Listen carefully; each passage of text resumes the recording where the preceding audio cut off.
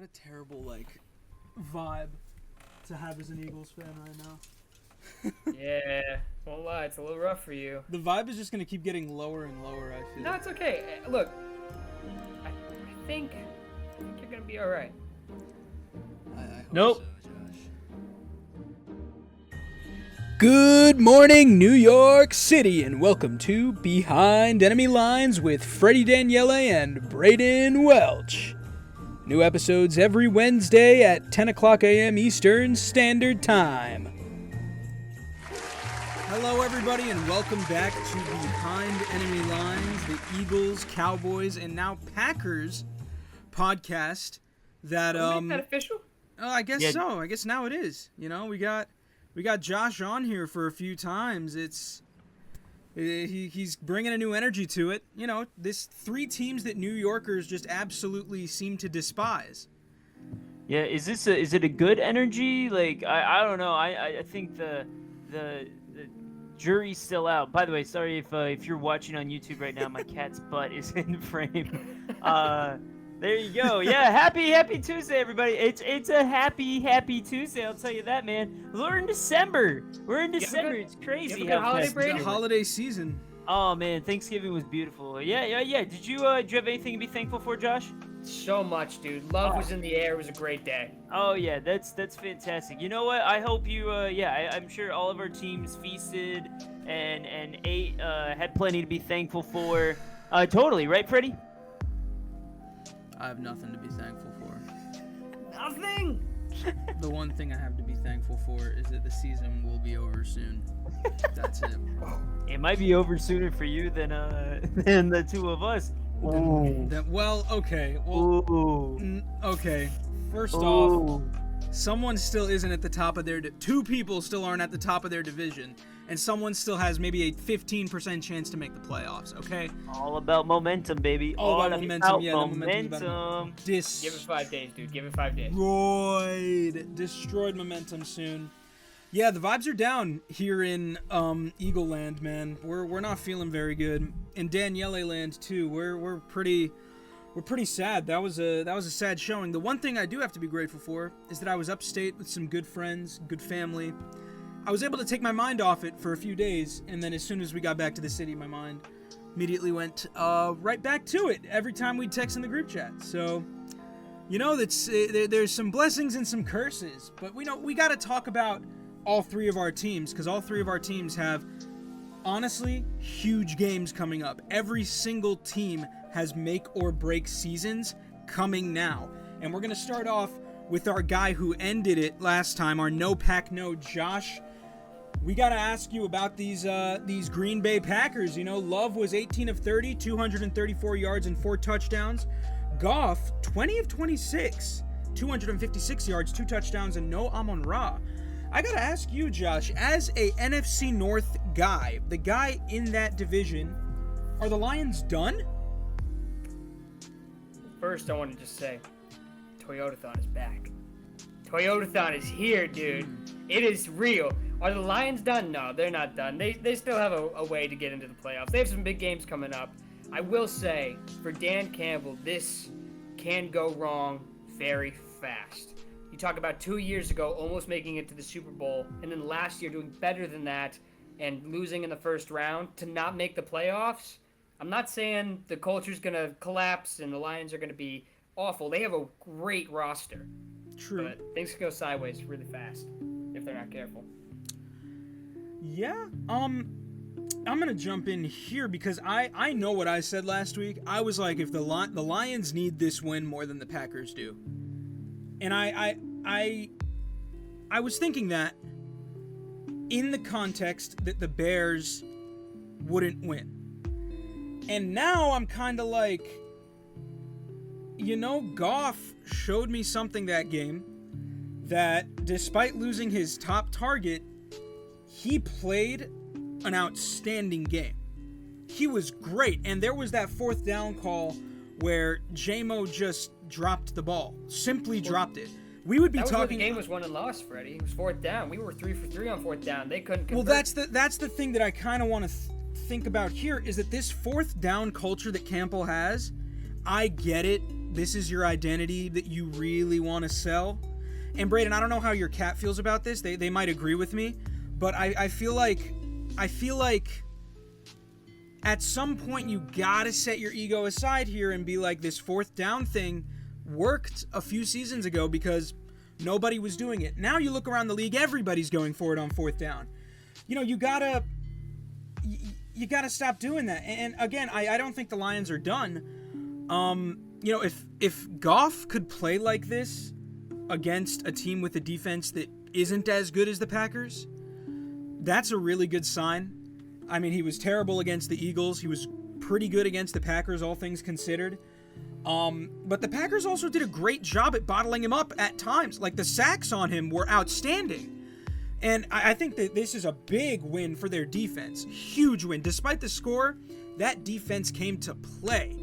And, the division for the Lions is gone. They do not have a clear path to get it. I still think they have a pretty good shot at the wild card. I don't know. Brayden, what do you think here? I know you guys play them next, but what do you think?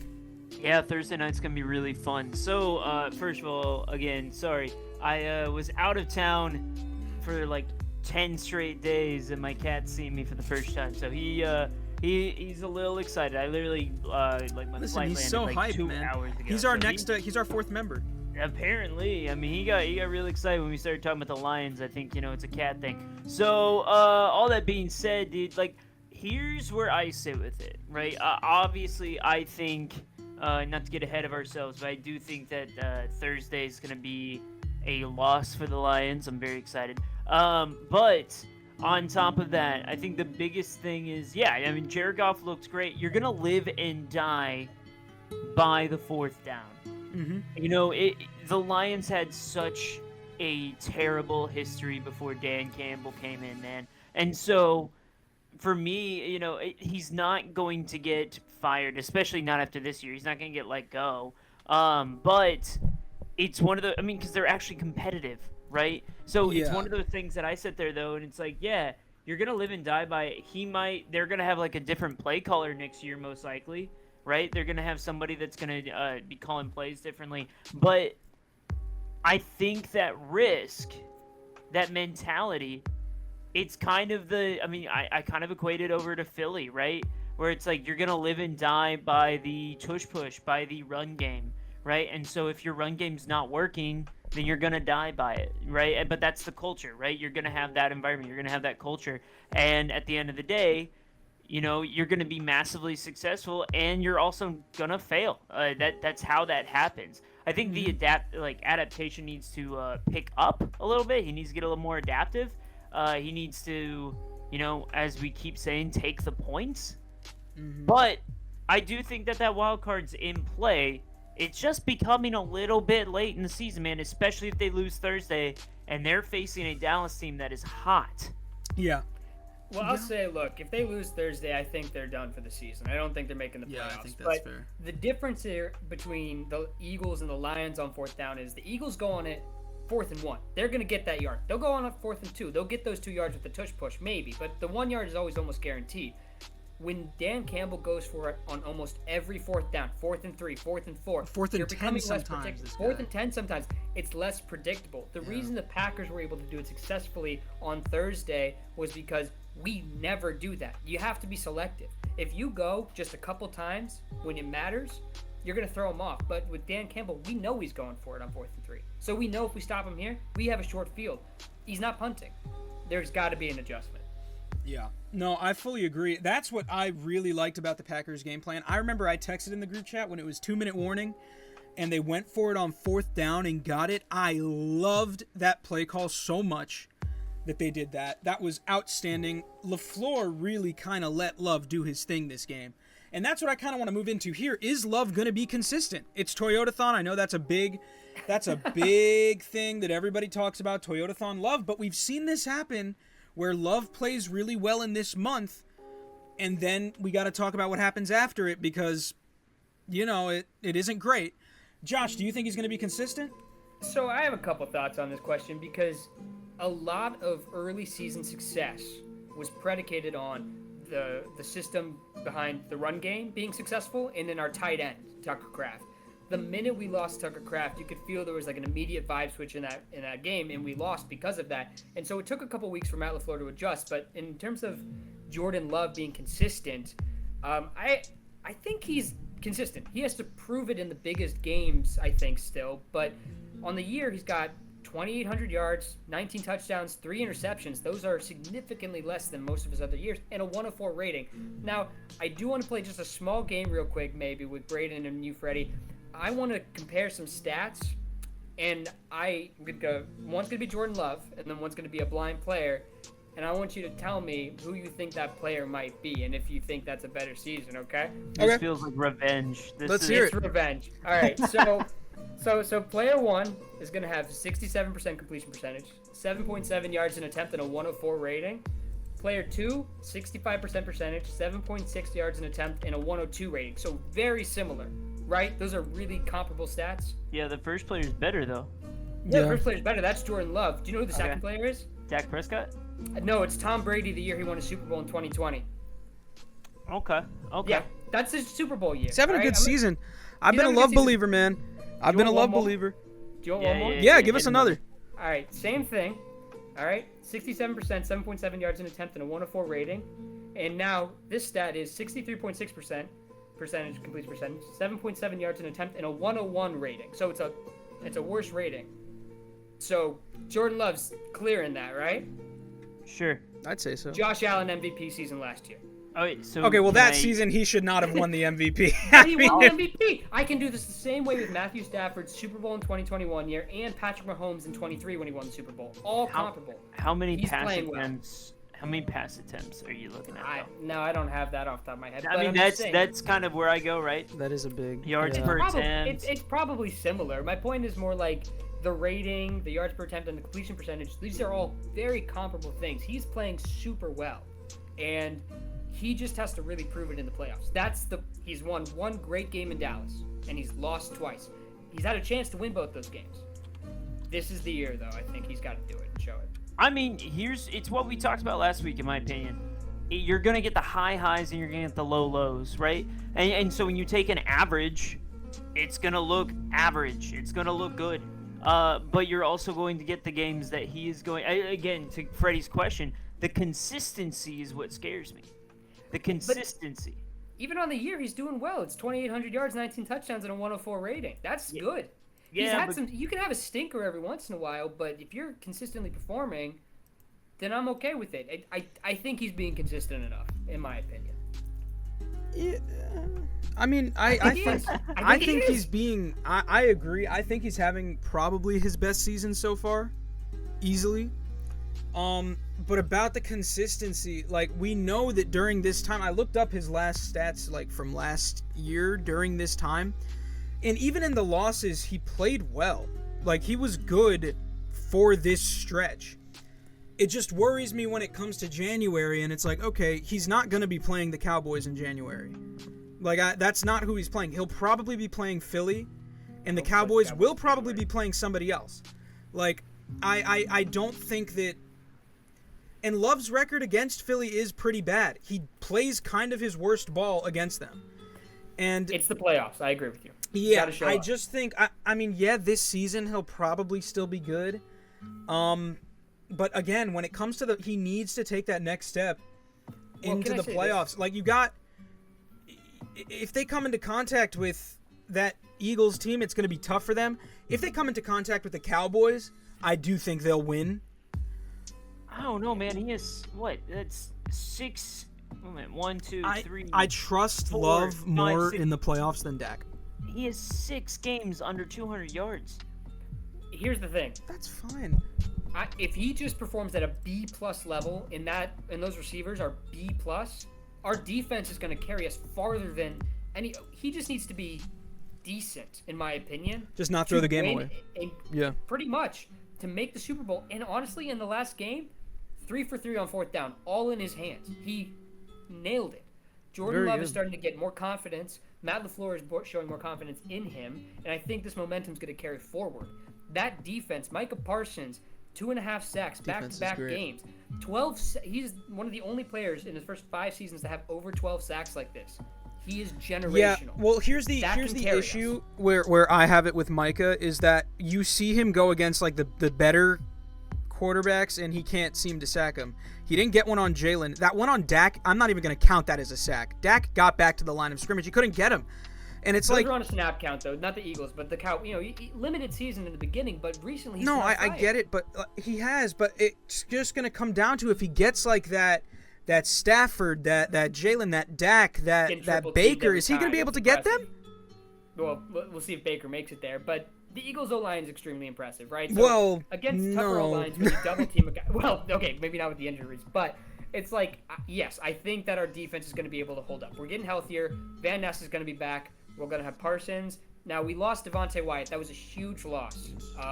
But so that line's going to be a little less impressive in the middle. But with Gary, Van Ness, and Micah Parsons, I think our safeties, we're going to get, oh my gosh, why am I forgetting his name?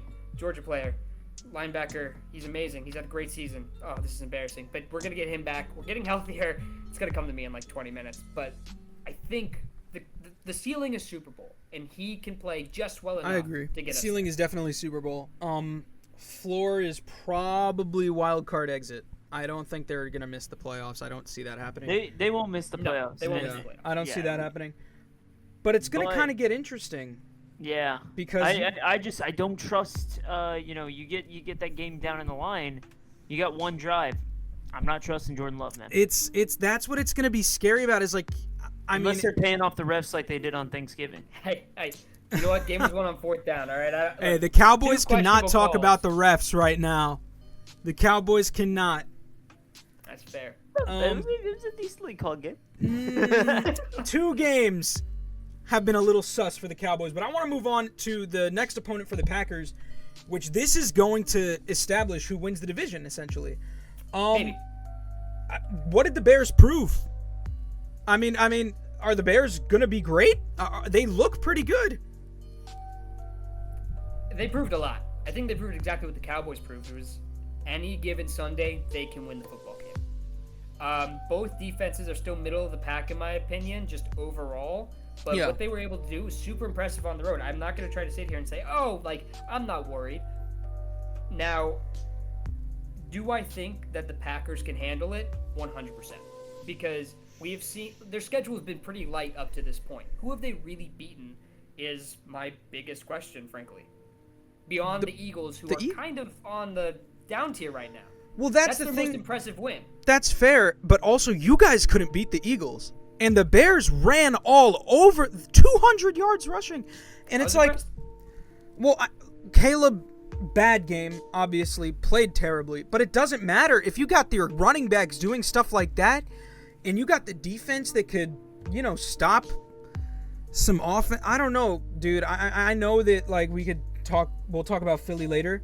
But they're the top of the NFC right now for a reason. Like, they're a good team. It's time to admit, they are scary. Stinkers, man. They lost to the Vikings, and they let the Lions put up 52 on them. Like, come to Lambeau in December. Come beat us in our house. That's going to be tough. The beginning of the seasons are always weird, dude. Like, it's a rookie head coach. Your first game, I don't know if you can really go back and be like, yeah, they lost to the Vikings. They did, but they lost by 3 in a head coach's first game.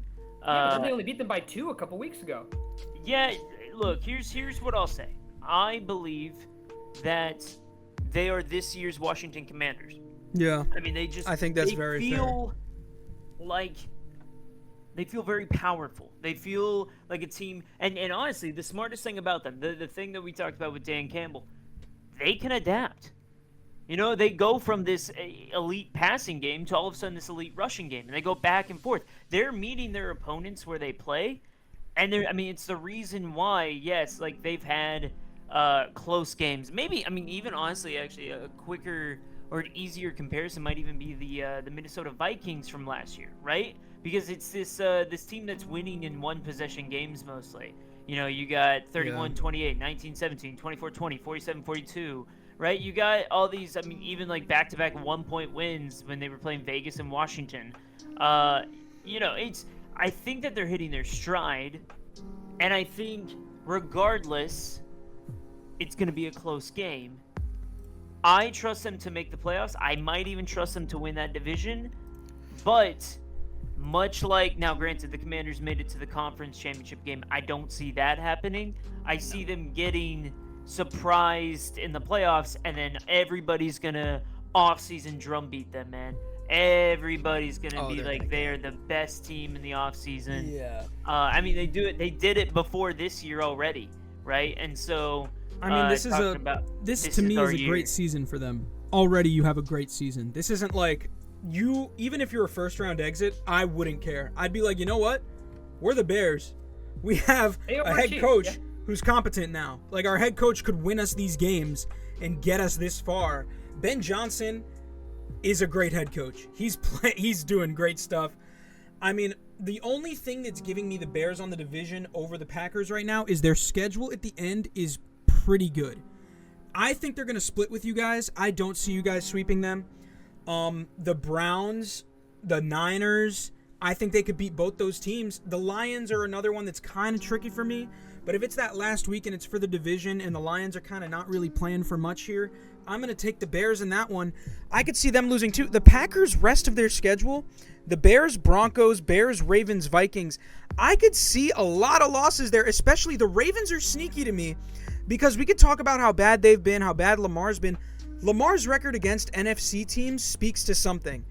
And I don't know what it is, but the Packers could very well, they'll make the playoffs, but they could very well drop a few of these final games here against these good teams that they have a really tough end of schedule.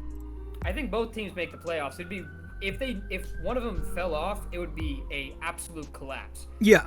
What I will say is, don't overestimate the Lions playing spoiler. As a Packers fan, Aaron Rodgers last season to get into the playoffs, we had to play the Lions. They had nothing to play for. It was the last game.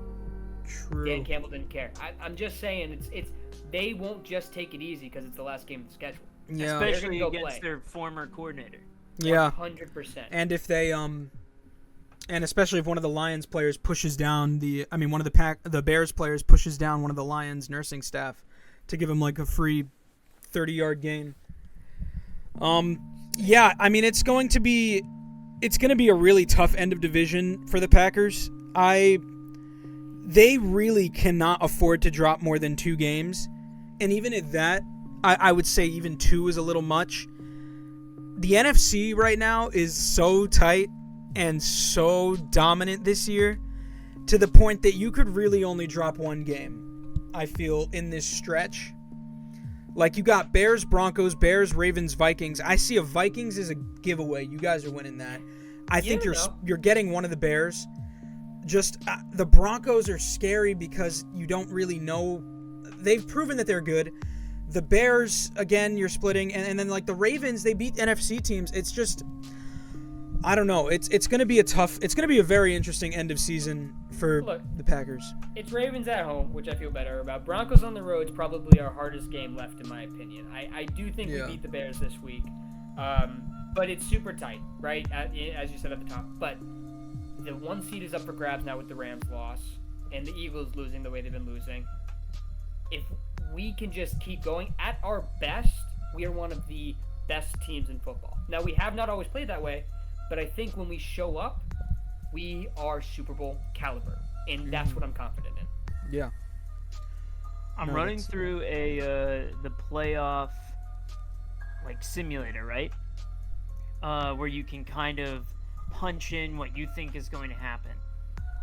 And my thought is, there is a world where, let's say that the Bears win. Let's say they split with the Packers, right?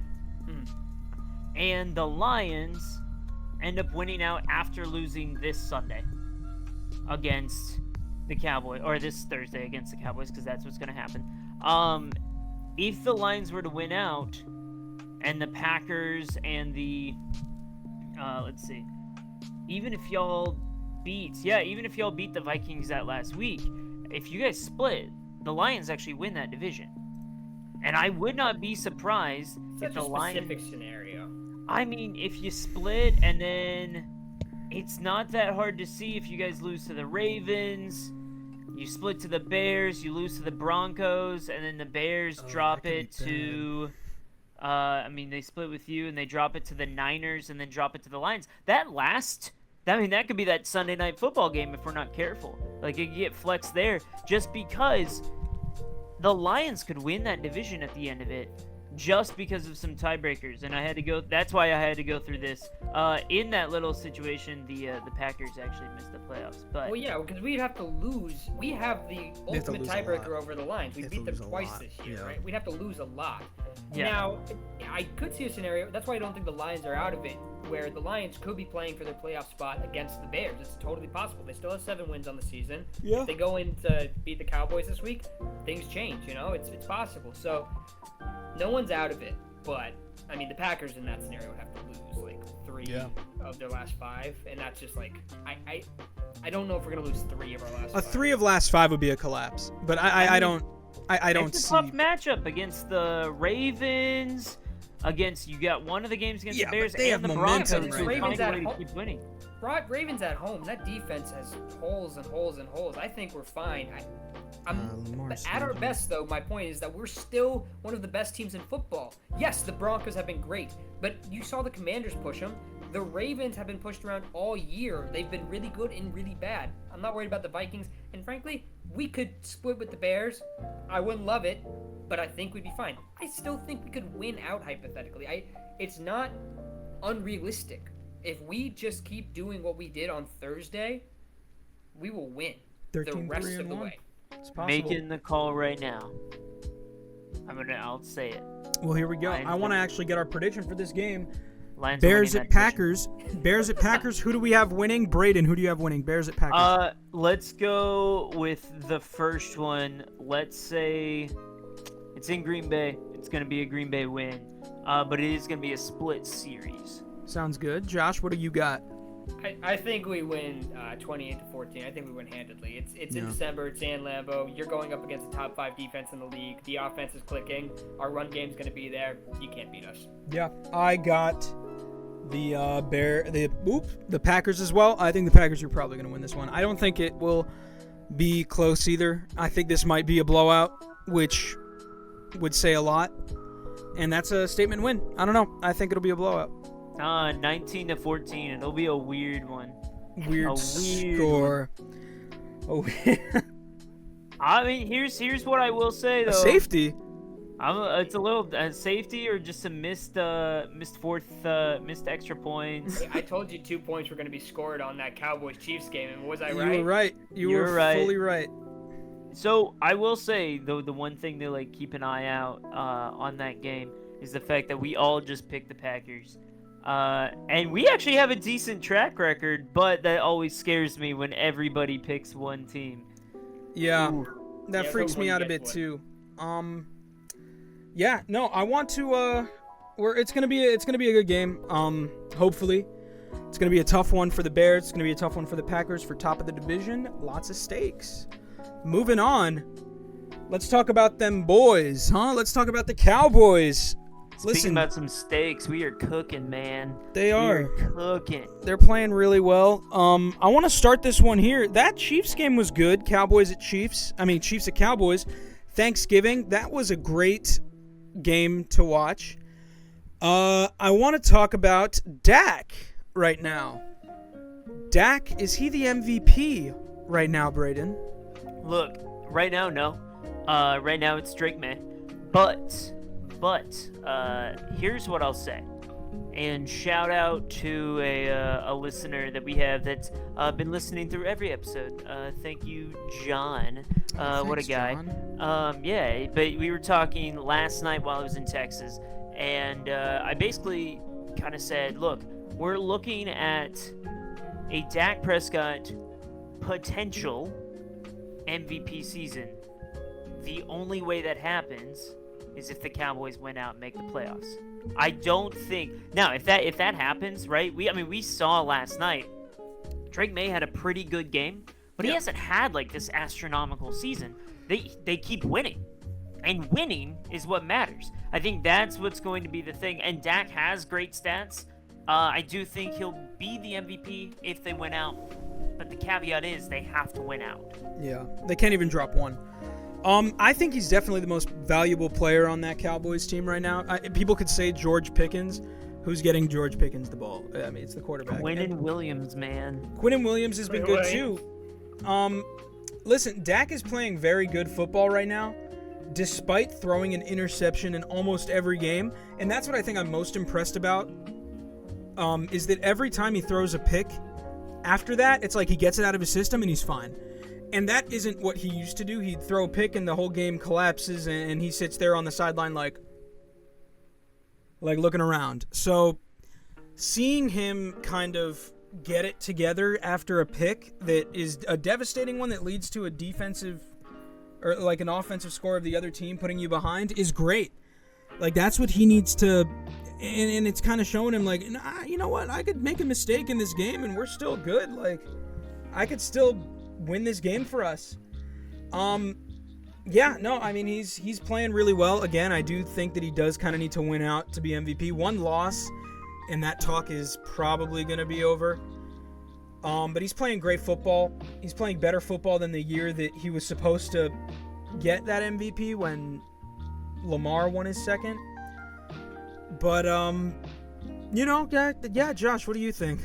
No, that offense is clicking right now, and the Cowboys are one of the scarier teams to play, I think, right now. They have very little room for error. But if you're talking about MVP, it's Drake May, and it's not even close. He has 11 wins, 3,400 yards on the season, 23 touchdowns. I think he has like 6 picks and a 111 rating. It's like a 110, 111 rating. I'm trying to remember from last night. He's by far and away the favorite. If they do win out and somehow take that division, I think maybe conversations get close, but I think just Drake May has such a hold on that trophy right now. It's just too late. He's got it. It's his. He's been playing super well this year. But the Cowboys are one of the scarier teams to play right now. Yeah. I'm loving that energy. Keep that energy. I love it. It's not going to last for long, Brayden. Don't worry. I'll get to my math real quick. Here's my question that I'll start with Brayden, who's loving the energy right now. Are they going to make the playoffs? Oh, yeah. I told you last week. If they win, stamp it. And they won. So stamp it, man. They're going to win. They're going to make playoffs. They're going to make playoffs because they're going to win this week. They're going to win next week. They're going to win out. The Cowboys will not lose another game in 2025. Period. That's it. Josh, will they make playoffs? Maybe. It is so little. If they win out, then I think that's their best chance. But honestly, their best chance is to win the division, in my opinion. Wild card feels off the table. It really is just, the math isn't there. So the Cowboys are 3-4-1 against the NFC. The teams who have done better than that, Packers are 6-2-1 against the NFC. 49ers are 8-2 against the NFC. Seahawks are 5-3, and the Rams are 4-3. But the Rams, 49ers, Seahawks, Bears, they only need 2 wins to get to 11 wins. And they would probably hold those tiebreakers in certain ways against the Cowboys. And the Packers need 3 to get to 11, but I think both, even if they just get to 10 wins and the Cowboys lose 1 game, the Packers jump them because of that NFC record. And it's just, that's like 5 teams for 3 spots. And some of those are division winners, and Panthers, Bucks maybe could jump them too. And the Lions are still in it as well, that I'm not even talking about those 3 teams. It's tight. The Cowboys have to be almost perfect. You can't drop 2 games. You can barely drop one. So your best shot at playoffs, honestly, is you got to win the division. The Eagles have to lose 1. And if you lose Thursday against the Lions, who are still playing for something, they lost Thursday, but they're still playing for something. Now, I don't know if they'll have Amon-Ra, and it's in Detroit, right? It's in Detroit. They will not have Amon-Ra. It's looking like he's week to week. It's going to be a tough game. Obviously, again, I'll come back around and say if they lose Thursday, season's over, but they won't lose Thursday, so it's fine. Yeah. I mean, that's the thing. It's this. The margin for error is this. Yeah. They dug themselves in too deep of a hole. It's just, are they one of the best teams in football right now? Maybe. They're playing. Like, their offense is on fire. But it just might be too little too late. Yeah. You know, about the playoffs, like you said, they need a miracle, it feels. Or a complete meltdown of the Eagles. I don't think they will get a single wild card spot. The wild card teams are playing way too well here, and their path to the playoffs seems to be the most unfair path currently. It's tough, and just every team they're playing is a gritty team that can make a game, and they're playing Washington again with Jaden probably back in the lineup. I think Jaden's coming back by then. And if they do make it, I mean, it's going to speak to a testament to how tough they are. And it might even make me believe in them to a point of like, you know, this, I know everyone makes fun of delusional Cowboys fans for being like, this is our year, but we've never seen them in this scenario where if they start 3-5-1 coming back and getting to the playoffs there. They need the Eagles to collapse. That's what they fully need. There's no anything else. The Eagles need to lose every game, or even 3 games, for the Cowboys to take that division and make it to the playoffs. But the Cowboys cannot lose. They can't drop 1 game. Even if they lose 1, they are still in deep trouble because they have just too tough of a schedule. And they have the Chargers too. That's also going to be a tough one. A Commanders team, again, that's going to be a tough one. And you have the Lions. That's going to be tough. I still think the Cowboys are going to come away with that game against the Lions. But it's going to be a really tough game there. And I kind of want to talk about, do you need to be scared of the Lions? So, the way I see it, first of all, I will say I'm just very proud that we're even in this conversation, because it was not looking. I mean, having the Eagles, Chiefs, and Lions back to back, beating the last 2 Super Bowl champions in a span of 4 days is crazy. And then coming around and having to play the Lions right after, it's a tough gauntlet, right? And yet here we are. Now, I'll say, the Lions are a little terrifying, but you say they have a tough schedule. I don't know, man. They got the Vikings, who, are imploding beyond belief. I feel so bad for the Vikings, man. Matt Brosner went to my high school, actually. You know that? Oh man, I wouldn't be advertising that. That's a little rough. Hey, come support the pod, dude.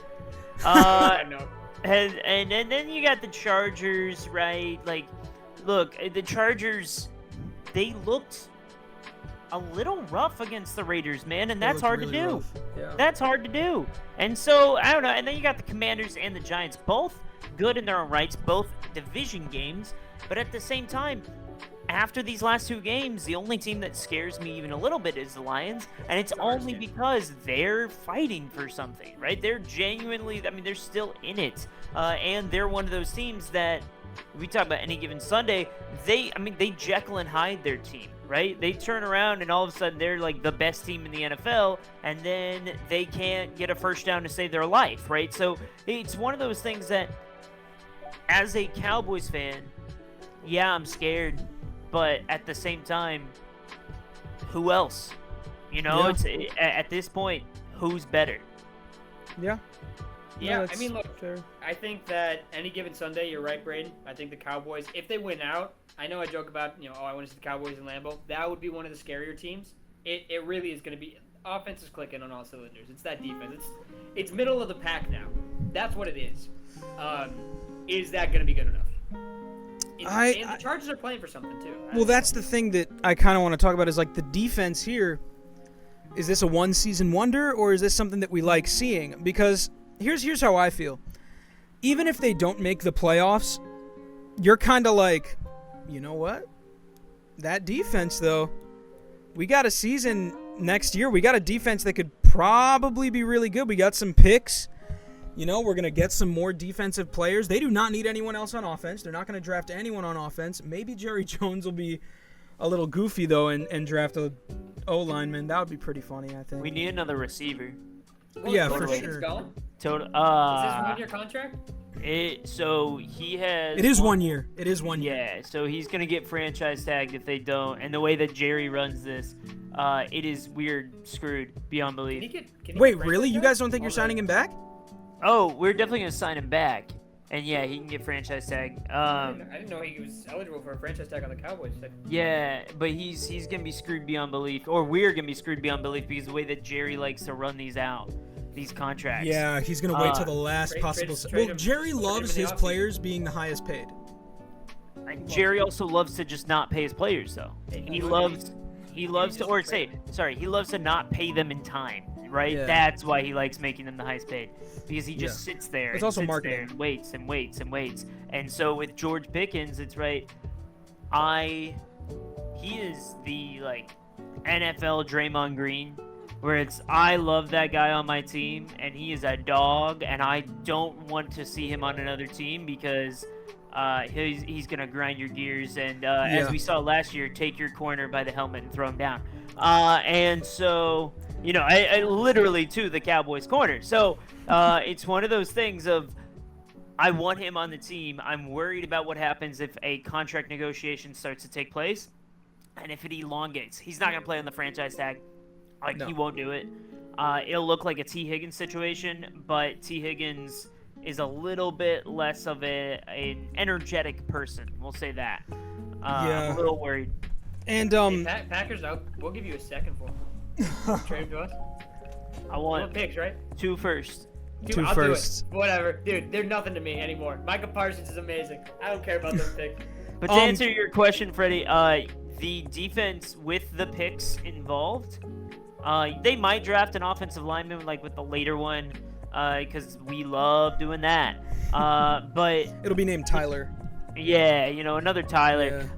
If we, with getting a stud linebacker, shoring up the corner game, it's going to be 2 defensive picks, 2 defensive first-round picks, adding to, Quinnen Williams, to Logan Wilson, to these guys that we've already acquired midway through the year. Right. I feel good. Yeah, I mean, I think you Better hope you're should. better than that, though. Sorry, Yeah, keep going, Freddie. I mean, I think you should feel good. Quinnen Williams has been amazing. He's been playing the best football that he's played since rookie season on this Cowboys team. I don't know if it's because he just hated the Jets and really tried to play down, but he is outstanding, man. I will say about the Cowboys defense that I think does need to be talked about. It's very suspicious to me. And I'm not going to accuse the refs of being dumb because I don't think they messed up on a lot of calls here. But the last 2 teams they've played had 100 yards each in penalties. 100 yards. And I don't know if that's the energy in the AT&T Stadium that's kind of getting to them, or it's the fans yelling each time to kind of make the refs be like, shit, gotta throw this one. But it's a little, the defense to me, we got to see how they fare against a team that doesn't have 100 yards of penalties against them. It seems like each time, I mean, we saw with McDuffie. McDuffie was in jail. Each time, he couldn't do anything without drawing a flag. Well, he also couldn't cover at all. No, he couldn't cover. He had to draw these flags to get anything. And even then, it wouldn't result in anything because he couldn't do it. Again, we got to see how they do when the defense of the other team doesn't give 100 yards up in penalties. And there's just that, because I think that did give the Cowboys wins. I do think, and I'm not accusing the refs, I think that the teams committing that many penalties gave the Cowboys those wins. So if a team doesn't do that, we'll see how they do. I mean, the difference, Cowboys, so twice as many penalties. That's also never happened in the NFL, where back-to-back weeks, 100 yards of penalties. That has never happened. That was the first time ever. Well, they got 50 against this last week, right? So twice as many. Yeah, that's a lot. But I mean, against the Eagles, we had 69 yards, nice penalties, and you guys had 96. So it's not that much of a difference. It's about 25 yards. That's fair, but again, it comes down to, can they win if there isn't 100 yards of penalties on the other team? Because it is. I think they can. That's the thing. I still think that the Cowboys can win games without it. It's just going to be cool to see. I don't know if the Lions don't do that. It's going to be cool to see if the Lions end up doing 100. Because if they do, then the Cowboys have some sort of crazy master plan to make sure that you let this guy mug you or something like that. I don't know. That would be a good strat. I think that's a good strategy. They should do it. They just tell the other team, you'd be a really good Dallas Cowboy, and then that team gets really mad. Just rage bait them the whole game. I think that'd be they take funny. it as an insult for some reason. Yeah.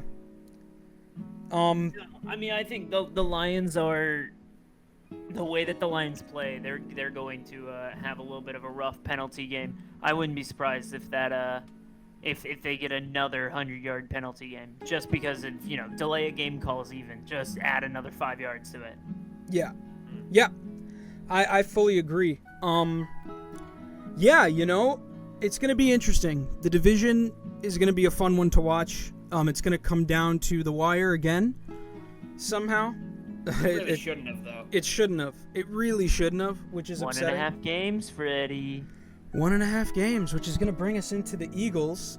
And this is going to be a little interesting and a little different with how we do things here, because I'm ready to kind of talk about this team, and I want to talk about how they're kind of making me go a little crazy.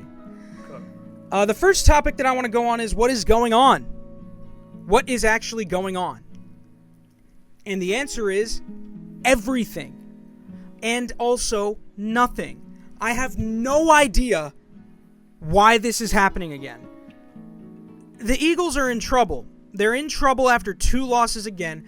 And we could stop for a second and be like, we lost 2 after the whole Giants game and Broncos game. It was a 1-score game. Then we lost in a blowout. Then we came back and played great.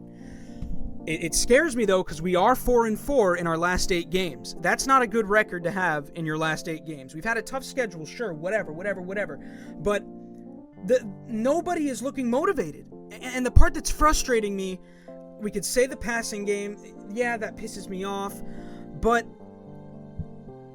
the passing game pisses you off? I mean, yeah, that pisses everybody off. But the defense, the last time we played against the Bears, looked like they didn't want to be there. They were letting them get these soft. I mean, they were missing tackles. And Vic Fangio's defense, if they do anything right, it's that they just don't miss these tackles. And I cannot believe at what I saw that game. It wasn't good, and it was kind of given away by Jalen. He played a terrible game. This is easily, I could say, the worst game I've seen him play. He had 2 bad games this season that were so bad, which were the Giants and now the Bears, and they were our 2 worst losses. It was his fault in both of them. He was awful. We had so many opportunities again to win this, and it felt like we could have. If that whole tush-push fumble was the game. We got an interception. We get that tush-push, which we shouldn't have even run it on 3rd and 1, but you get that tush-push, and then you get into the end zone. Eagles probably come away with a win, a close one albeit, but they win that. It was just bad, and it felt like Jalen didn't care. He did not want to win that game. Nobody really wanted to win. I don't know what their issue was, but I kind of want to hear from you guys. What's going on in Philly? I mean, A.J. Brown is feeling good, man. He had a great game. Yeah, he's had 2 great games. He had a great game. This is how it should be, right? We lose. Exactly, he has great games. Yeah. No, look. Here's where I sit with it. Again, you guys, it feels like you're the Lions in another world, right? It's like you're just this. You live and die. It's what we talked about. You live and die by your game plan, by your culture. Yep. The issue is kind of what we talked about. Is that it feels like the culture is having some issues. It's had some issues all season. And so when there's some cracks in the foundation, my fear for the Eagles, is that when there's some cracks in the foundation, that momentum that we keep talking about with all these teams, when it starts going the other way, it's what we talked about a couple weeks ago. I don't know if there's the leadership in that locker room to be able to really turn it around. Like, you keep losing these kind of rinky-dink games, and I don't know if there's someone that can sit there again, we talked about Fletcher Cox a couple weeks ago, and it's just like he was a guy that wasn't the loudest guy, wasn't super vocal, but he could really command a team. Mm-hmm. He's not there. I don't know if there's a guy that can do that right now beyond Jalen Hurts' fortune cookie wisdom. So that's where I feel like the spiral feels like it's only getting worse.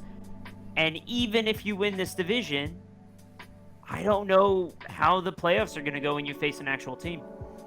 That's my biggest question. It's like, why is it it's the leadership? I completely agree with you, Brayden, and it's so weird to me. Why is it so up and down? It's just the vibes. Your football is mostly good. You have some weird play calling sometimes, and it just looks a little disjointed, and the offense was weird in the middle of the season. But every time I feel like the Eagles are on the verge of collapsing or whatever that conversation is, it's always who's leading the team. Is Sirianni need to be fired? Is A.J. Brown white? It's always the same thing. I just don't get it. Yeah. That's actually, you know what, we'll move down to what needs to change, and I fully agree, the leadership. But this is where I like holding, again, I'll say it, I like holding my players accountable. I like holding the team accountable. And this is where everybody talks about Jalen is a great leader. Jalen does all this. If he lets this happen again, I cannot confidently ever put him in these top 5 talks if this team collapses. Because you talk about this guy being a great leader, you talk about him commanding your team, you cannot, as the leader, as the captain, as the quarterback of this team, and I'm speaking directly to Jalen here. I will talk about the coaching in a second, but the quarterback should be leading this team in a way that will keep them together. And you as this quarterback cannot let this happen again. It has happened once already in your tenure of being the starting quarterback in a year that you could have made it to the Super Bowl again. You can't let this happen to you. You cannot be this front-running guy who can only do it when everything's looking great. When things start to look bad, you need to take a second and be like, hey, I'm the quarterback. Let's talk with everyone and let's see what needs to change as a team to try to see what I could do to be better. Talk to your guys in the huddle, dude. Talk to AJ. It could be. I was listening to Nick Foles on his podcast, and how he said, it's risky to talk to the wide receivers in the huddle because 99% of the time they're going to want the ball. But he was like, however, sometimes they say a really good play, and the quarterback could go to the coach and be like, listen, they just said this in the huddle to me, and I think this could be a really good idea. If the play's bad, change it. Change it at the line. Be like, we're going to do something different. Do that. And I looked at the route concepts for this week. They weren't bad. This week is all on execution. It's all on Jalen playing terribly. I agree. But in terms of what needs to change, and this hurts me to say, but you need a coach who is not just a cheerleader. And you need one who can call plays as well as have an OC. And Sirianni as this cheerleader coach who just can't fire his own buddies is costing us 2 seasons with elite talent that should be on dynastic levels of contention every year. And we also probably only have possibly 4 more years to get rings. Because in 2029, we're going full rebuild for possibly 3 or more. And it's like we have the most expensive offense in the league right now. And I don't know, it's sad. And if Sirianni can't get us together, I mean, honestly, pull a New York Liberty. The year after you win a championship and you're out first round, get rid of him. I don't care. 2 collapses in 3 seasons. I don't care if you won a Super Bowl. Get out.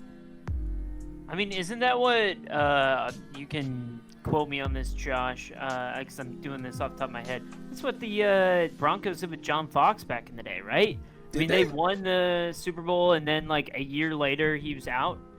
I want to make sure that he won the Super Bowl with the Broncos, right? That was their head coach during that. Yeah, that was their head coach. During that. I mean, it was a year after, right?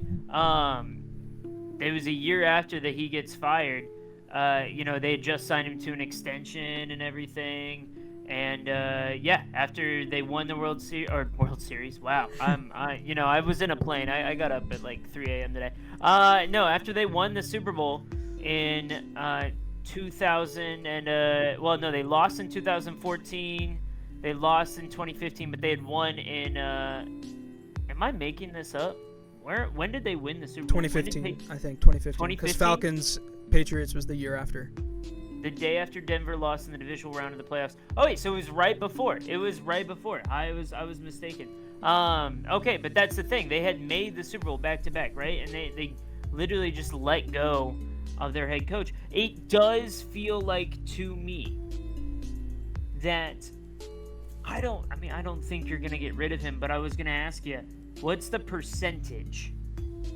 Let's say that y'all blow, or even let's say that you're a first round exit. Okay? Yeah. What's the percentage that AJ Brown is gone? I think 0. I don't think AJ's going anywhere. Honestly, he's probably. I would say that our big three, like Jalen, Devontae, and AJ, and I'll even put Saquon in there, are stuck here whether they like it or not for the next 4 years. AJ's not going anywhere. It would have to be such a good offer that the Eagles genuinely can't refuse, because the cap hit will be devastating. And I don't think Howie Roseman's willing to take that. And I don't think AJ necessarily wants to leave the Eagles. And I think they'd get rid of the coach before they get rid of AJ. And I'd be okay with that. I genuinely think that coaching like this has held us back. You cannot have your starting quarterback have a different OC every season and have it be this drastic of a change each season. That just shows us that the coach isn't doing anything.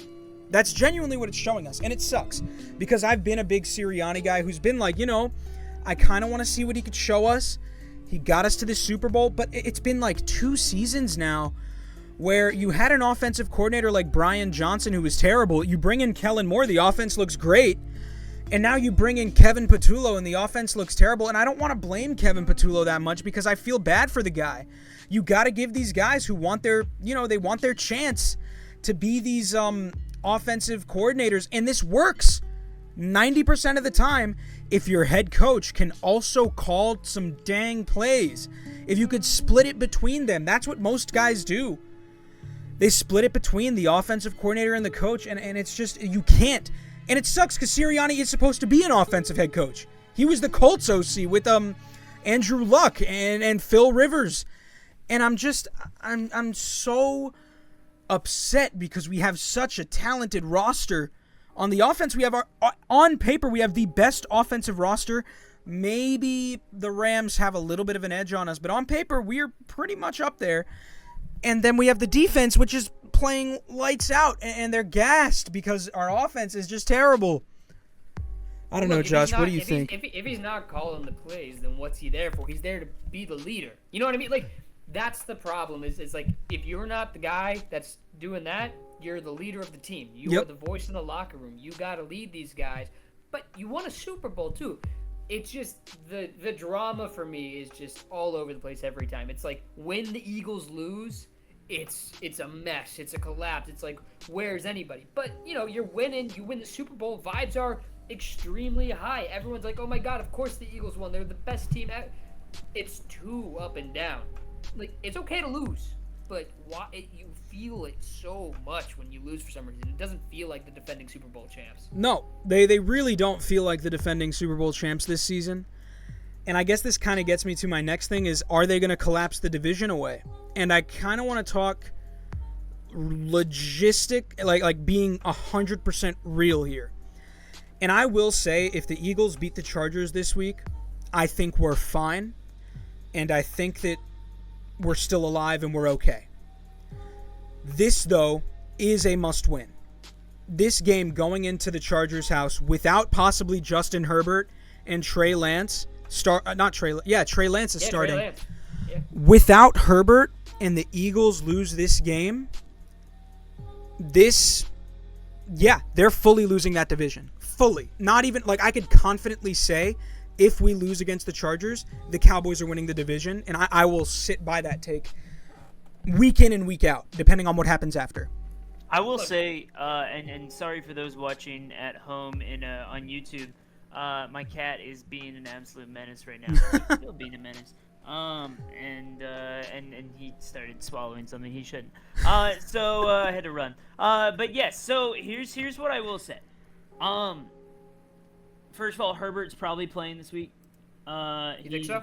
Yeah, he's probably playing. probably but will. even like Trey Lance looked decent in his little run with the Chargers against the Raiders. Is Yeah. Hampton in? He should be. Yes. Okay. So, they're coming back to full strength. I will say what scares me for the Eagles, right? I think, again, we talk about that culture, that momentum. They like to listen to the chatter ever so often. It appears that way. If the Cowboys keep winning, your last 3 games of the season are Commanders, Bills, Commanders. And much like the Lions, Commanders love to play spoiler. They do. I mean, we saw it. Yeah. We saw it last night. That was a close game against the Broncos that they probably should have actually pulled away with, right? They were down at that 1 yard line, and then they could not score. They could not score. So it's one of those things of if the Cowboys, I think that's the key. Weirdly enough, because we talked about they gotta lose 3 games. Weirdly enough, if the Cowboys keep winning, I think the pressure gets to the Eagles. That's those actually a great point. Yeah, those That's a last great 3 point. games become huge because you have Commanders on the road first, Bills on the road, and then Commanders at home. You lose those 2 games on the road, all the pressure's on you in that last home game. And we know this. Philly fans are phenomenal, but they will let you hear. They will if boo you at suck. halftime. Yes, and if that game is close at halftime, they will boo because they will be seeing a collapse happen. So it's one of those things that even if they beat the Chargers, I'm a little scared because, they should beat the Raiders. Again, if that game is close, we have another conversation that we need to have. Right. But those last 3 games, I think you're almost scoreboard watching the Cowboys for the next, at least on Thursday. Yeah. I mean, that's the thing that, and I'll let Josh go right after I say this here. Like, if the Cowboys win on the Lions game, this completely kind of changes my demeanor about the Chargers game because I'm going to go into that Chargers game going, okay, genuinely the Eagles could lose this. If the Cowboys win against the Lions, I think the Eagles will lose to the Chargers. That's just what I think will happen. I don't think this team can play well under pressure like that.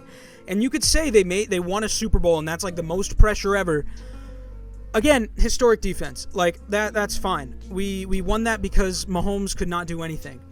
But yeah, like you said, the Cowboys, it will kind of maybe come down to Cowboys Lions. If the Cowboys lose to the Lions, sure, we'll probably beat the Chargers. But if they win, Eagles will lose that game. I could firmly say I think that the Eagles lose to the Chargers if the Cowboys beat the Lions. Yep, swiggity swooty, we're coming for that booty, man. Look, the Cowboys have it all out. They have nothing to play for. It's all out on the line. The Eagles have everything to play for. You talk about 3 losses. You got to find 3 wins. Mm-hmm. And I will say the pressure is real. Like if the Cowboys drop one, the Eagles will probably take a step back and be like, okay, we have a better lead now. We can be okay. But I'm looking at that schedule. Let's just call the Raiders a win and the Commanders at home. You just got to find one more, and you're fine. That's 2, though. Like, that's not enough. Yeah. I think the Bills could also be a win, though, because the Bills, to me, aren't that good of a team. Well, the problem with your biggest issue is the Commanders might just play you angry because they're the Commanders. And then the Bills and the Chargers, they have something to play for. It's playoffs. It's wild card spots. And it's on the road in Buffalo. And it's on the road in Buffalo, and it's on the road in Los Angeles. That's true, but Allen is 0-2 against us. Like, I'm not worried. You're playing for playoff spots. It's no, I know. Line, it's completely different, and I think, you just got to step up. Yeah, and the Chargers, honestly, surprisingly, without Herbert, scare me more because you're just a Herbert hater, dude. No, it's not even against Herbert. It's just because the Eagles play down, and it's in 2023 when this collapse was happening and it was like a must-win game on Monday night. Again, which is kind of what's happening now. After two losses, we played the Seahawks, which was supposed to be a given because they had Drew Lock starting, and we completely lost. And so it's like, my gut is unfortunately telling me we're going to lose this game. We're going to win against the Raiders.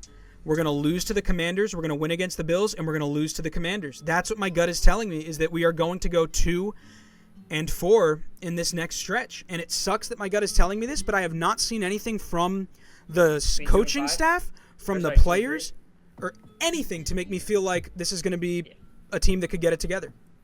I mean, yeah, you're playing against Dallas Cowboy legend Trey Lance, man. Maybe. Hey, go, Brayden. Well, Herbert probably is going to be back. They were saying he's he will. day-to-day. His surgery was successful. I mean, he finished It's that his game. non-throwing hands, too. Yeah. He's chilling. And he's not Aaron Rodgers. He should be fine. I felt for Rodgers in that game, man. The fact that he went back out just to get hurt again. Oh, Yeah, it's tough. No, look, just cut out the outside noise. Play football, man. Don't worry about it. Just go out there. Well, beat it's the a teams lot you gotta to ask beat. the Eagles to cut out the outside noise. That's true. They don't really know how to do that. Hey, you know what though? Now we have an interesting stat, which is we know that on the list of quarterbacks, this was pointed out on a take I saw. It's like quarterbacks with a broken non-throwing hand. Justin Herbert is better than Aaron Rodgers. Wow. yeah. There you go. There you go. At this stage in his career, yeah. It only took Rodgers to be geriatric for that to happen. Yep. Oh man. But I yeah, love him and still. just to kind of end this whole thing here, I think here's my final take on this subject and my prediction, because I want to get into predictions on who's going to win this game. Here's my prediction: if the Cowboys beat the Lions, Chargers are winning. If the Cowboys lose to the Lions, Eagles are winning. That's my prediction for the Eagles. And that's wild, right? For a game to depend on a game that has nothing to do with it, supposedly. They can't beat pressure. They can't. I will say, if you guys, I know this is slightly off topic, if you do move on from Sirianni, which you talked about, who's your head coach? No idea. I genuinely don't know. I think maybe you try to poach a really good OC from somebody. Mike Tomlin. Mike McCarthy? Oh, two ones that I would not like. No, I mean, we gotta think. Mike Tomlin is cool. Mike Tomlin's cool, but I don't think he kind of fits our offense. I'm trying to think who would even be a good one. Who do we have? Who's a good OC? I mean, you could bring back Kellen Moore, right? Kellen Moore's not leaving the Saints after 1 year. It might not be his option. Are you serious? You think Might they'll not be fire his him? choice. They might. It might give him the Jared Mayo treatment that New England did, right? Give him kind of that 1 year rebuild and then. Well, say yeah, if they thanks get for rid your of time. Kellen Moore, I'd love for Kellen Moore to come in and try to maybe see if he could do something with this Eagles team. An offensive-minded head coach who could be a head coach. Yeah. That would be great. Go get Lincoln Riley from US. I do not want a college head coach. Doug Peterson, return. Get Doug Yep. Peterson back. Go get Chip Kelly, man. Oh, my God. We are moving on. Jesus. Yeah, I was thinking about what we're going to do in the offseason, once NFL season ends and if we're going to transition to other sports. One of the things I had in mind, and if you're listening and you want to leave a comment, feel free to, on what you'd like to see. But one of the things I had in mind was something that's kind of like a deep dive of whether NFL history or NFL, even NFL hypotheticals, where you run down there was an old series that used to happen called the NFL, where you played through these hypotheticals of if this were to happen, if Dez caught it, then what happens after that? Didn't catch it. and all that stuff. But we may not have a chance to even talk about that if we're talking about who's going to fill these head coaching positions. So Yeah. if we're talking about Eagles head coaches, that's a whole month of segments in itself. So it's gonna be entertaining to watch. Yeah, they won't fire him. East is never not entertaining. I'll tell you that. They might fire. Actually, I was going to say they won't fire him after this 1 year. But honestly, it's not 1 year. You're looking at 2 years of collapses in a 3-year span. And I think at some point you as the GM or the owner have to be dude, we cannot have collapse Super Bowl, collapse Super Bowl, collapse Super Bowl. Like that, we can't. That's just I'll not take possible. collapse Super Bowl. I would too. I think he's fine. You know what? If that happens, I think the Eagles win, though. I think the Eagles win. You think the Eagles win against the Chargers? I think the Eagles win. I think they win. What about if the Cowboys beat the Lions? I still think the Eagles win. I think you're fine. Cowboys are beating the Lions, so I'm Yep. I'll take Chargers on this one. It'll be a close game, and by close it'll be a 10-point win. Two possession, Sure. but Now I'm realizing right now. Last week I said the Eagles were going to be fine, and they weren't. So, if I do the same thing again, Freddie, will I be back? We'll see if they win. We'll see if they win. Did we predict Lions Cowboys? Did I forget something? I don't think we officially did. I'm saying. Oh no, we didn't officially. I got the Cowboys. I fully got the Cowboys. I'm on the So train. you think the Eagles lose? Yeah, no, I think the Eagles are probably losing this game. And that sucks to pick against my own team, but they haven't shown me that they could win. They need to show me that they can win, and they need to shut me up. Brayden? Cowboys all the way, man. In fact, it'll be Cowboys in a. I got scary close on the score last game. I'll say this again. I'll say Cowboys 38 to Lions 32. Okay. No, I look, this is Packers fan here. The Lions are going to win this one. I think that just the Lions desperate. Dan Campbell in Detroit, they'll win this one. Cowboys have been on fire. Comes to a stop, and then their playoff chances just like. Yeah, I don't know. I think that the Cowboys of old would break down, but this is something different that I haven't seen. So I got Cowboys taking the Lions down in a blowout. I think that the Lions can't get the ball going. Keep that energy, Josh. I think I said the Cowboys lose last week too. Wow. I did too. This I might did be too. Wow. Yeah, But you should come here more often. I like it. Maybe I'll be back. Moving on. We're at the fighters or frauds. We got some great teams. We got the teams that lost and one team that won this week. We're going to start with the Philadelphia Eagles here. I'm going to start off with them. Fighters or frauds, I think that these guys are frauds. I think they lost. We had the Fraud Bowl coming up, the Bears and the Eagles, and the Bears didn't just win, they destroyed and completely won in a way that shouldn't have happened. Eagles are frauds. Eagles are probably going to lose a lot of games. I have them finishing 10-7 probably by the end. Yeah, they haven't proven to me. I am going complete pessimist this season because I went optimist in 2023, and they can't trick me again. I got them going 10-7. I think they're frauds. We called it the Fraud Bowl. You called it right there.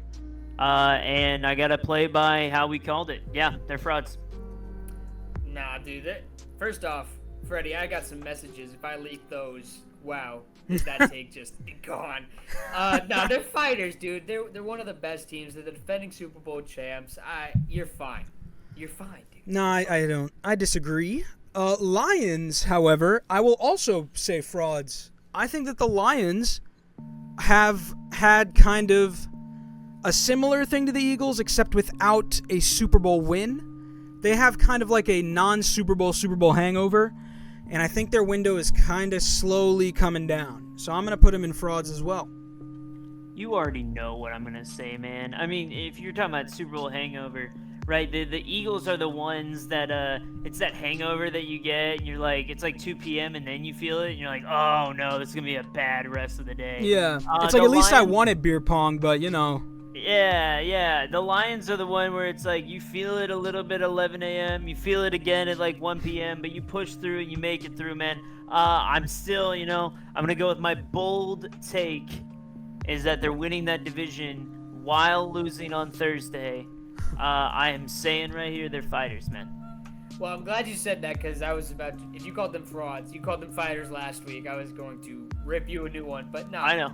They're fighters. They're fighters, but your take is ridiculous. How are they going to lose on Thursday and still win that division? Hey, Packers the playoff count doesn't lie, man. If you split with the Bears, even if you beat the Vikings in the last week, you lose that division. Bears collapse, I can understand you predicting that. That is very on brand for them. But Packers collapse? Packers collapse, man. You want to hear something actually really funny that I'm going to just like kind of bring up? Brayden, what if we're both wrong and the Eagles and Cowboys both just collapse and the Commanders somehow go 8-9 to take the division? Did y'all see that graphic that everyone's been freaking out about that came on at Thanksgiving with the Chiefs game? It was like the AFC playoff hunt, and they needed an extra team, so they just threw the Dolphins in at 4-7, and everyone was like, "Let's go! It's the Dolphins' year. They're in the hunt at 4-7." And Any given Sunday, dude. any given Sunday, Dude, it's actually so funny because I'm like, it would kind of be the most NFC East thing oh man, for an 8-9 Eagles and a would it be 7-9 for the Cow? No. Yeah. 7-9-1. Yeah. 7-9-1 for the Cowboys, and then just 8-9 Commanders take the division. Like, they sweep us, they beat you guys, so they have that tiebreaker over you and more wins. Like, that would just be, would happen. Honestly, maybe we root for that. First game. We beat them in the first game. Yeah. But tiebreakers don't matter if we have a tie. So. Yeah. They don't, especially if they have one more win. Like, if they're 8-9 and you guys are 7-9-1, they'll take it. Yeah. It would just be such a bad. It would be terrible. It's a shame that that's not gonna happen because that would be fun. That would be really funny. I feel. What would we even talk about? Moving on to the Panthers. Are they fighters or frauds? I'm going fighters. I'm going fighters. They beat the Packers and the Rams. They beat the Packers and the Rams, dude. Every day that loss was better. Brayden, just believe. Believe in Bryce Young. Dude. They might win the South. They will win the South. Yeah, they will. And they have a significant chance, because any given Sunday, to make the NFC Championship game. What I will say, they as a team, especially with that defense, are fighters. I have come around to it. Bryce Young is just Brock Purdy.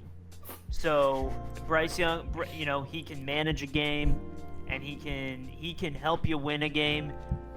If they get down by a lot, he's not going to do much. But with that defense, they're not going to get down all that much. They have clicked. They've come together. I will put them as fighters, man. We got him. Hey, Brock Purdy made a Super Bowl. Joe Flacco made a Super Bowl. They can make Super Bowls. Yeah, Joe Flacco won a Super Bowl. Joe Flacco won a Super Bowl MVP. He won a Super Bowl. He won a Super Bowl. He won a Super Bowl. So, I don't think. Yeah, he feels like he can game manage it. Okay. I don't think he's I gonna agree. win you your games, but they adapt. They really reacted and adapted to after that 49ers loss. So the fact that they were able to still get those turnovers off of Matt Stafford of all people, who was on pace to be the MVP before that game. It's one of those games that I'm like, oh, hey, that could be the turning point for the team. Yeah. I think they take that division. The Buccaneers are, unfortunately, too hobbled and too banged up that I think the Panthers are going to take it. Can I just say it's crazy that he broke the record for most consecutive touchdowns right before throwing that pick? He's like, yeah, all right, yeah, record's mine. I don't care anymore. It's just the ruined interception. That's an Aaron Rodgers special, just caring about records. All right. He doesn't throw picks, all right? No interceptions from him. Moving on to the Chiefs. He doesn't throw at all anymore. He doesn't throw.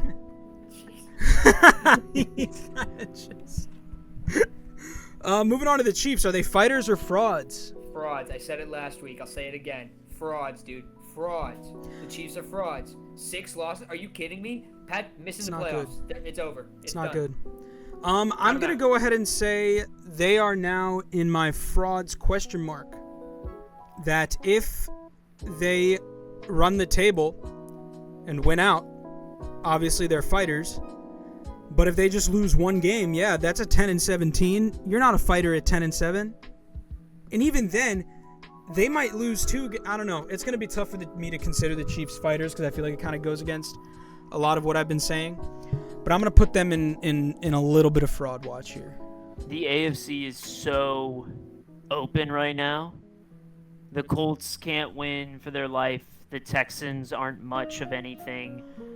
They're so up and down, and Davis Mills might even be the best quarterback in that quarterback room at this point. The Denver Broncos can barely beat the Commanders, the Patriots. Patriots are great. But we sit there. They're fighters for the reason that there is no team that scares me in the AFC. If they can make it to the playoffs, they have the experience, they have the fight, and Patrick Mahomes is having, arguably, his best season in the last couple of years. I can't find a way to say that they're going to lose, and that's even. I mean, it's what I said last week. They're going to lose that game against the Cowboys, and they did.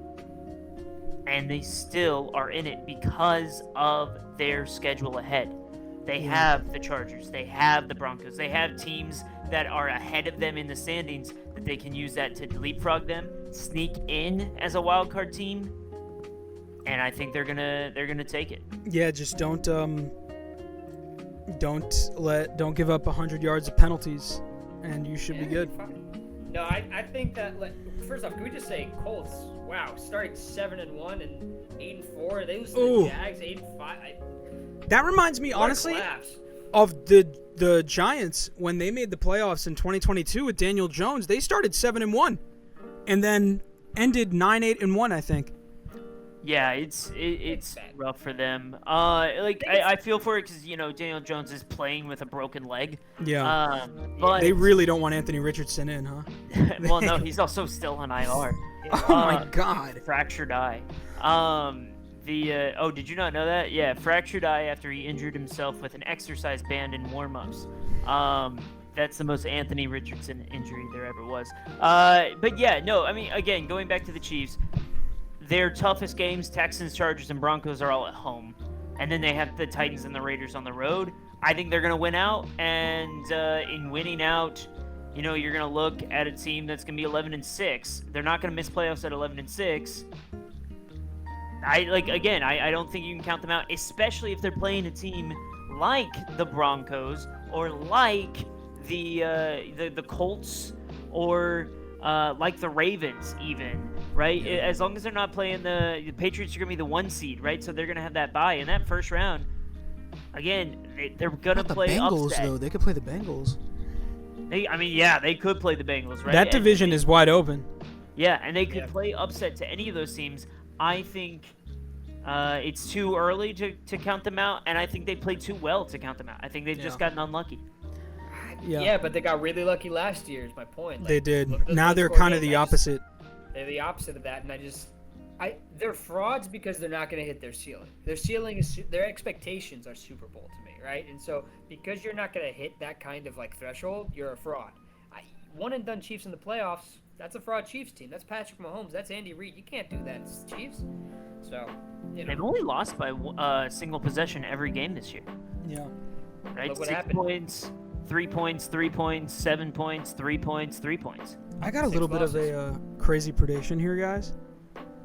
I think that the Bengals could take that division, or even get it at 9-8. Possible.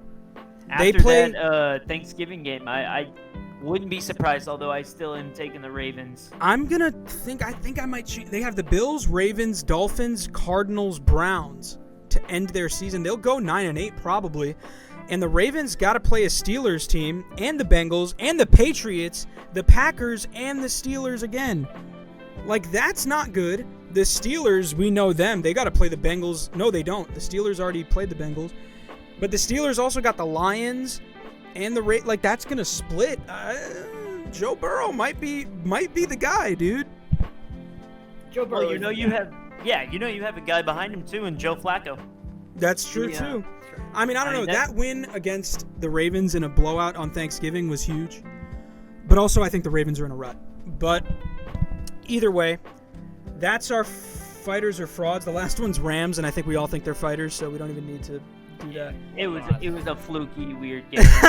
You're not gonna have Stafford throwing that many picks. No, not at all. Typically. But I don't know, man. I need a refreshing sail after this or something. You know what I'm saying? I think I just need to go. I'd love a sea breeze, dude. I need to go on like a boat. I mean, just go outside right now. It's raining. You want a little wet to your whistle? No, I think I just like kind of want to go on the water and like set us all up with a fluctuating flotilla of quarterbacks. Ooh. Once again. Ugh. Hey, Freddy, I know exactly what should be in this list, and if I don't see it, I'm going to be so upset. Oh, we're going to see some crazy stuff today, guys. This is probably our most controversial one. I'm already happy. I know how it ends, I think. And we're about to see some crazy things. First off, temporarily on land, there's only one guy. Jaden Daniels. You got to get back on, buddy. Come on, you're on land. You got to do something. No plank watch or plank walks this week. Got all our guys still on this. Nobody's made a big enough mistake to walk the plank currently. Is Brosmer just Brosmer was off the boat before he even had a chance to get on. Never on the boat. It's impressive to throw that many interceptions. I mean, It is. It was the worst first career start since Nathan Peterman. Like, genuinely, he threw that many picks in his first game since Nathan Peterman. Brosmer like got a life vest. Yeah, no, I mean, if you can beat JJ McCarthy at looking worse in football, like you're pretty bad. I mean, he had a. You know what happened to him? He was on the boat for maybe 2 seconds and he fell off, and nobody threw him a life vest. Yeah, I don't blame him. Like they just didn't want to, and Jefferson told them not to. Boiler Room. This week we got Purdy, Rodgers, Brissett, Cousins, and Shedeur Sanders. All of them looking down there, not great. Rodgers might go back to land, and at that point, do we plank him? I don't know. That's 2 times. Purdy. Brock Purdy's looking awful. Purdy hasn't looked great his whole time coming back. I haven't been liking what I'm seeing. He got his money, man. He did get his money. Brissett, you got to win games. Kirk Cousins, not a great game. Really bad one. You lost to the Jets, dude. And Shedeur, I'm being a little more lenient on because he's a rookie. But, you got to get up there. Come on, Shedeur. Play games. Play football. Passengers. C.J. Stroud, Justin Herbert, Jackson Dart, Marcus Mariota, Bryce Young, and our resident passenger, Trevor Lawrence. Stroud threw an interception, won the game. He was okay. He wasn't great, but he was okay. Herbert, again, wasn't great, but he was okay. Dart, I felt like did the best he could against that team. He was doing all the right things, making all the right decisions. He's got to be careful with running so much. He's got to slide. He's got to learn how to slide. He's going to break something, dude. He's scaring me a bit. Mariota played a great game. Not really much else to say about him. Bryce Young played a great game. That one's shocking. He's been great. Yeah, I don't want to move him up too high because last time I did that, I had to move him back down. So I'm going to keep him right here in a sweet spot. I've scarred Freddy for that. I ridiculed him a little too hard. He kind of hurt. He hurt my feelings. Trevor Lawrence is staying where he is. He's been playing okay. Like, I'm just going to keep him at okay. Up. Crewmates. We got Bo Nix, Daniel Jones, Lamar falls after a pretty bad game. Jared Goff falls. Joe Burrow is coming right back to crewmates, and Baker Mayfield stays in crewmates. I didn't think Nix played a great game. I don't think he ever really plays a great game. Jones, I feel like, despite his broken leg, has been playing all right. And then you got Lamar, who hasn't thrown a touchdown, I think, in, 3 games now? He's been really, I don't know if he's hurt or something, but he's had despite winning, had a really bad slump, and it kind of caught up with him when the Bengals figured out what they were doing. Jared Goff, despite playing a perfect game, you still lost. And Joe Burrow, you played good-ish, and you were great to win that game. You won. Good job coming back and doing that. And then we got Baker Mayfield, who I'm kind of like he's a great quarterback, and I kind of want to keep him there, despite his stats not being all that. First mates, Caleb Williams, Josh Allen, Sam Darnold, Jalen Hurts, and Jordan Love. Caleb, I'm keeping him there. I'm not moving him up to captains because he played terribly. and I think it's okay to say that he played terribly. Josh Allen, he's staying down there in first mates. He played a great game-ish. Again, those turnovers are kind of concerning. Sam Darnold. Darnold could be moving up soon. Again, he didn't play great. The Vikings just were awful. Yeah, he didn't have to. He didn't have to play. He didn't have to play great. Yeah, play. he could have just ran the ball with Charbonnet and been fine. Jalen Hurts moves down after I usually give them a 3-game buffer if they're Super Bowl MVPs or Super Bowl champions or MVPs. Despite that, I think he played so poorly, and in a game that he had the chance to win 3 different times, I counted, that I had to move him down. And then Jordan Love, I had to move up because he made every play that was asked of him, and he was great. And now our 4 captains of the week. We got Mahomes, Dak, Stafford, despite losing, and Drake May. Mahomes, despite losing, you cannot throw 4 touchdowns and lose. That's strictly on the defense. He was great. Dak has been playing some of his best football. Matthew Stafford, again, I give Super Bowl champions a buffer. He had a bad game. Probably his worst game this season with 3 turnovers. It happens. It happens to the best of the quarterbacks. And I know that there's going to be kind of like a why is Jalen down and Stafford isn't. It's because Jalen's on a 2-game losing streak and Stafford's not. Yeah, what's up? Yeah, so what if you throw 4 touchdowns and win the game? Then you... Isn't that really impressive? Isn't that really good? That's good, but you move up one spot because you were a crewmate the week before. Nah, see, I think that deserves a 2-spot jump. Because No. you win and you throw 4 touchdowns. Don't listen to him. We're going to have to see how This is Love mutiny. does this coming week. But then May's been playing great, so he's top. 2 picks this week. He's going to fall right back down to crewmates. You know, if Love does throw 2 picks, Josh, I will move him back down. But if Love plays well and they end up winning, I don't see any reason why not to put him up there. Same with Hurts. If he plays well and they win, You're just a one jump at a I'm a 1 jump at a time guy. time. You know, Sorry, my I'm take was kinda so bad cutting it kind of made Josh lag. Sorry. Yeah, Josh loved Yeah, the flotilla so much. Oh god, I'm glad, dude. This flotilla is so bad. I keep lagging out. No, Oh, but yeah, man. like if Jalen plays really well, he'll move up. If Love plays really well, he'll move up. If Dak has a bad game, he'll move down. He doesn't have that. Same with May. They don't have that MVP or Super Bowl champion buffer there.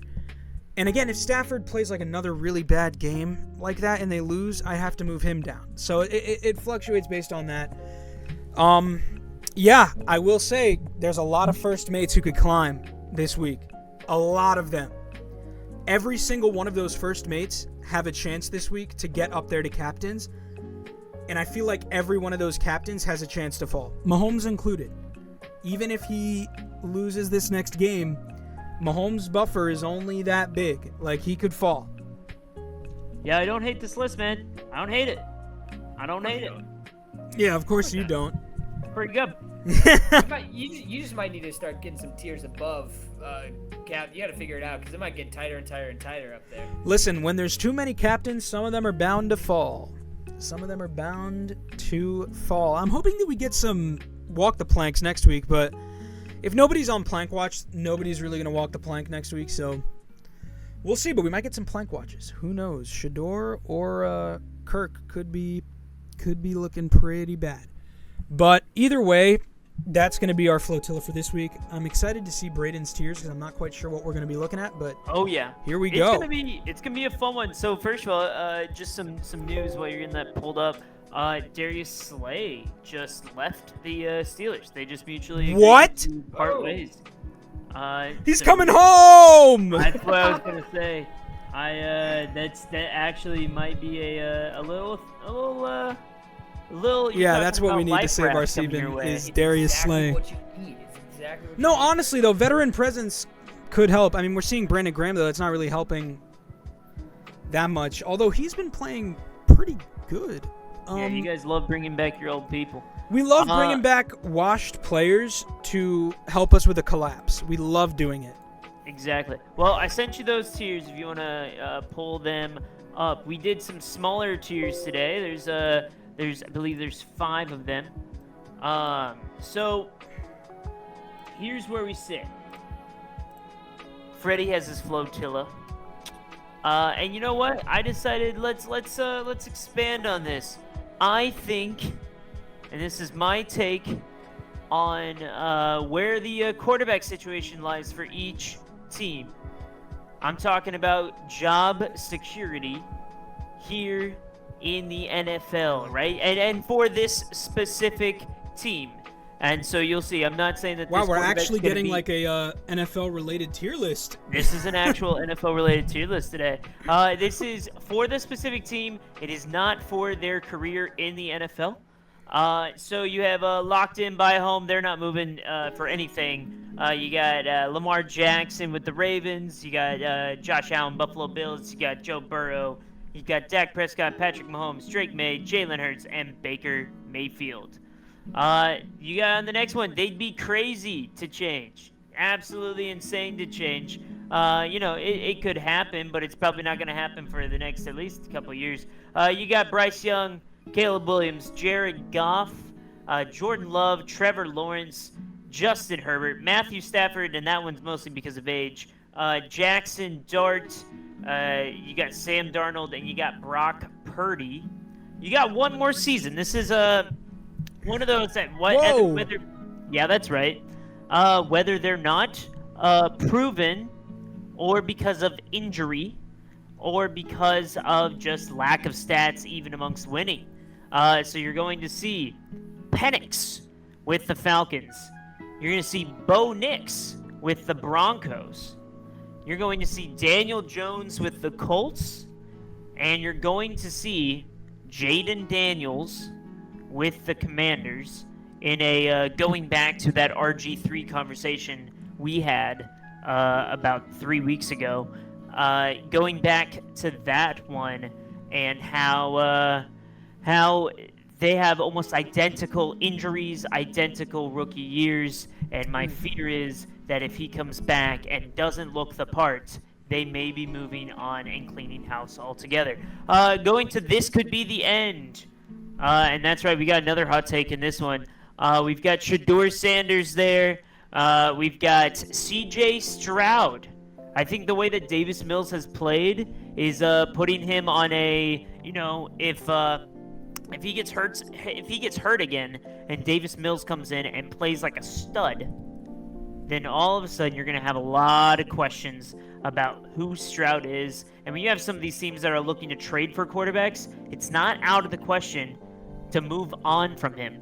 You got Aaron Rodgers. It's probably going to be the end for him. Again, age there. And then you have good old Cam Ward, who is doing his best Josh Rosen impersonation. And it is looking rough. I don't think they're going to move on from him by the end of this year. But next year could be it for him. He could get benched by halfway through the season. Then you have He's As Good As Gone with Kyler Murray with the Cardinals. I believe he has played his last snap with them. You've got Geno Smith, who's going to be out at the end of the year. You got Tua, I think, is going to get out of there with the Dolphins. You've got whoever you want to count on the Vikings. It's going to be the entire quarterback room there, and it's generous to call it a quarterback room. You've got Shuck and Rattler, both in New Orleans, that are going to be gone. They're going to draft somebody in the first round this year. And you have the good old, you want to call it Tyrod Taylor, Justin Fields, whoever it is, with the New York Jets. They're both out of there. Tell me I'm wrong. Which one surprised you the most? You got a lot of things wrong on this brand. Yeah, one more season, move Bo Nix and Jaden Daniels out of there. Yeah, there's no way. There's no way. Bo Nix won 9 games so far this year. Right? All I'm saying. Broncos have won 10. Yeah. Broncos look phenomenal. But that's 2 playoff seasons. Yeah, it's 2 playoff seasons. He's good. Yeah, JJ, it's just, you used the top 10 pick on him. Is he gone? Yep. Yeah. You think? He's been bad, don't get me wrong. And I want the Vikings to keep him. I'm a Michigan boy, but Not from Michigan, just a Michigan fan. I don't know. That's a lot of capital. Yeah, he's been terrible. Here's what I'll say. The Bo Nix situation, and even honestly with JJ McCarthy, I can see him get traded for like a kind of a Trey Lance situation, right? All right. Where he gets traded for maybe a 3rd round pick, 4th round pick, whatever, just somewhere that's gonna like be willing to sit him and maybe try him out. With Bo Nix, he feels kind of like a Jared Goff situation with good old LA, right? Where you can sit there and say, okay, we have Bo Nix.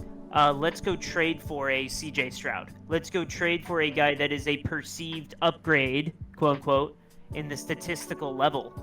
Even going for a guy, it won't be because it's interdivision, but a guy like, Justin Herbert, or a guy like, Bryce Young, or a guy like somebody that has been like winning, or even a guy like Brock Purdy, right? If you look at, I could see them try to capitalize, especially if they fail in the playoffs. Try to capitalize on this roster that is built to win, and yet he's fine. He's been doing okay. Yeah, maybe. I mean, quarterback movement is so rare. It's usually and the guy's it's just really not working hard. out. So then you draft, right? So we've seen some trades go down before. Also, Cam Ward was just the one. Don't get me wrong, he's been bad. But he's the 101. Yeah, you can't get rid of him after at least 2 more years. I feel like, unless he's just really, really, really bad. He's been bad, but first overall pick. Bryce Young got benched last year. He did, but now he's back. I mean, you could bench him, but I don't think that he's going to be gone. I also want to say, like, for the Jets, Justin Fields is probably gone, but I don't think Tyrod's leaving. I think that they'll probably keep Tyrod to be a mentor for whoever's coming in. Oh, sure, but he's not going to be starting. No, he won't be starting. And for Stroud, I kind of see what you're saying. But again, if they make the playoffs and win a game again with him, like, you can't get rid of Stroud for that. I wouldn't be surprised. They've gotten rid of... I wouldn't be surprised. I don't know. That's crazy. Also, they'd be crazy to change. I feel like putting Love in there feels like just a jab at Josh. Love's locked in. He's the second highest paid quarterback. I love Love. All right, we love Love. Packer Nation loves Love. All right, we're keeping him. He's our franchise guy. He should be locked in. There's no way they're getting rid of Love, Brayden. Come on. We're never getting rid of him. No. He's until we draft his replacement. Yeah, that second tier, it's like they're pretty locked in. Crazy things happen, but he's as locked in as like Justin Herbert. They're not moving on from him either, but he just doesn't have the keys to the franchise yet. Yes, he does. Dude, Favre, Rodgers, to Love, to whoever's next 4th great quarterback for Green Bay in a row. It's gonna be amazing. Malik Willis. I love being Green Bay. Yeah, Malik Willis. Hey, Malik Willis is playing nice. He's a great backup, best backup in the league. But it's you got some problems with this list. That's the worst thing I've ever seen in the world. It's the best list ever. I agree. Thank you. That's a good list, man. That one is. Yep. That one's pretty good. I'm a big fan of that one. I liked that you were completely unbiased in most of it. I tried to be. to be. You have to be, honestly, in this world. In the media world, you have to be unbiased, or else you'll be delusional. Says the Eagles fan. Josh, by the way, is always like, the Packers are winning the Super Bowl after one win his team has. Dude, we're ceiling Super Bowl. I'm not crazy. I gotta be real with you, Josh. At the beginning of the season, that's the ceiling for every team. No, it's not. No, it's not. You're telling me you didn't think the New Orleans Saints were gonna win the Super Bowl this year? I kind of shocked, man. If they started from the beginning, then maybe. But nah, if Spencer Rattler got the full season, easy Super Bowl. They gotta bring Desmond Ridder back. Is that guy in the UFL? Where is he? He's the best quarterback to ever grace the sport. Oh my gosh, I haven't thought of that name in forever. He's something else. Alrighty, guys, that is gonna do it for this episode of Behind Enemy Lines. We are starting the holiday season strong here today. Next time you see us, we might have a little gift based on a bet that we had. But until then, This has been Behind Enemy Lines, and we will see you next week. Go Cowboys. Back go. Go Birds! Bow.